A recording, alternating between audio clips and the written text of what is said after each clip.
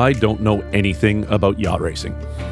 My only contact with it comes every couple of years when the Van Isle 360 International Yacht Race stops in my coastal village of Ucluelet on the west coast of Vancouver Island for a couple of nights, before heading off again to finish their 2-week, 600 nautical mile journey circumnavigating Vancouver Island. If the winds have been generous, we tend to see a few of the yachts arrive before sunset, with the rest navigating our notoriously dangerous coast through the night to arrive under moonlight or the following morning.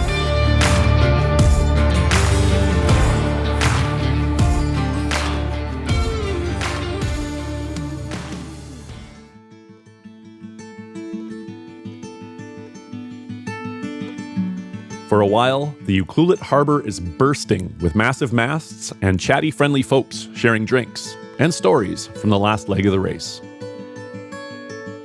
Most of the vessels raft up in the inner boat basin, while the larger TP52 units tie up at 52 steps. They just don't fit in the basin. After a couple of days of recovery for the crews and repairs for the vessels, they make their way to the Amphitrite Lighthouse again.